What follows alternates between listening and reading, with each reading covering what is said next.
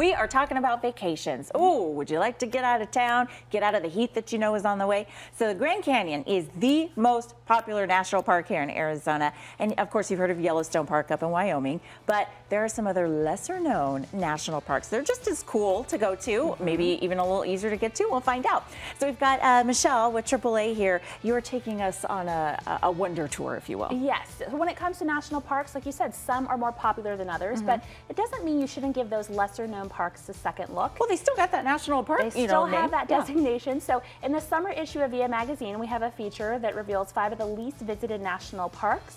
And so really, these parks are sometimes even better because they offer less crowded trails, campgrounds, the rare opportunity for solitude. So this morning we'll talk about 3 that made the list, starting with Redwood National and State Parks in California.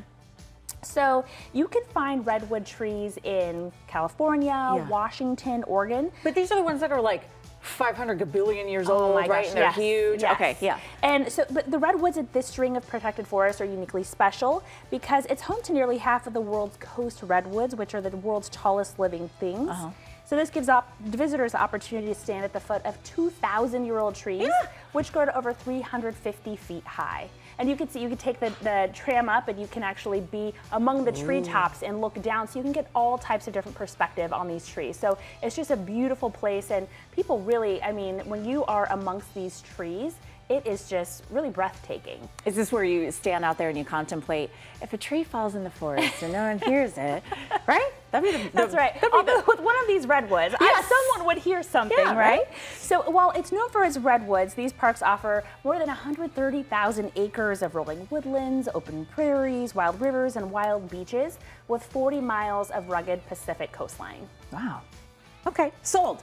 What's next? Next, we're going to Nevada to Great Basin National Park. We are? Yes. Okay. So the Great Basin Desert spans almost all of Nevada, but only about 160,000 travelers a year visit one of its best kept secrets, which is Great Basin National Park. So to put that into perspective, 5 million people travel to the Grand Canyon each year. So 160,000 visit the Great Basin National Park. So from sage-covered foothills to the 13,000-foot summit of Wheeler Peak, this park is home to a number of ecosystems, and you can see a lot of those here. So it gets all of the seasons. There's a whole bunch of just hidden treasures at this park. It's also home to some of the world's oldest living trees. The Great Basin ghostly bristlecones are 4,000 plus years old. What you're seeing here is Lehman Cave. So the park is home to more than 40 caves filled with unique features like stalactites and cave shields. And to me, the cave shields look like pizza dripping with cheese. Dripping with cheese. You know, we've got about 20 seconds left, but I want to hit on the petrified forest here. Bringing it home to Arizona, Petrified National Park, home to known for fossils, especially fallen trees that lived in the late Triassic period over 200 million years ago. Oh, everyone knows that. Everyone knows that. Erosion has exposed remains of giant reptiles at the park, and you can see many of those on display at the park's museum and paleontology lab. Wait, is that one of them? That's is this one of a tree or is that this is a bone? A tree. No, it is a tree. So the actual, it looks like a dinosaur, and some of these have been identified as dinosaurs. So what you're seeing there is newspaper rock, and that has over 650 petroglyphs.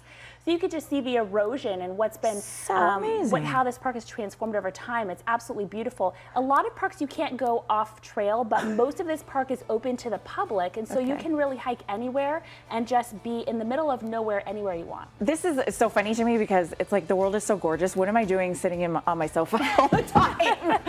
Thank you so much. So we've got VIA Magazine that'll kind of give you all of these, and is that out right now? Summer issue of VIA Magazine, viamagazine.com, and share your travel adventures with us using hashtag VIA Adventure. Get off the sofa. Thank you Thank for bringing us that. Gorgeous, gorgeous.